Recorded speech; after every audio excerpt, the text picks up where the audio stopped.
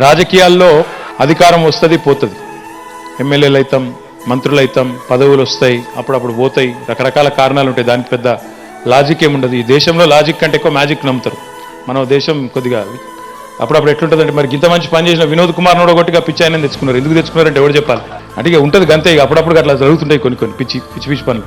కాబట్టి దాన్ని పెద్ద నేను సీరియస్ తీసుకోను. ఎందుకంటే అధికారం వస్తుంది పోతుంది, అధికారం ఉంటుంది, ఉన్న రోజులు ఉంటుంది, పోయేటప్పుడు పోతుంది, దానికి లెక్క కాదు.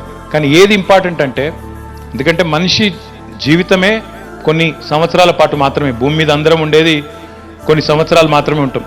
కానీ బతుకుడు ఎట్లా బతుకుతామంటే, మనం శాశ్వతం ఇక్కడ మనమే ఉంటాం, మనల్ని మించినోడు ఎవడు లేడు, శాశ్వతంగా మేమే ఉంటాం, మాదే ఈ సామ్రాజ్యం, మాదే ఈ దేశం, మాదే ఈ రాష్ట్రం అన్నట్టు బాగా టెక్కుతో బతుకుతాం బతికినప్పుడు. కానీ వాస్తవం ఏంటంటే జీవితం పరిమితం. ఆ జీవితంలో అధికారం ఇంకా చాలా చాలా స్వల్పమైన, చాలా అశాశ్వతమైన ఒక చిన్న పీరియడ్. ఆ పీరియడ్లో చేయగలిగితే ప్రజలకు ఏదైనా మంచి చేయాలి, సమాజానికి ఏదైనా మంచి చేయాలి తప్ప చెడు మాత్రం చేయొద్దు.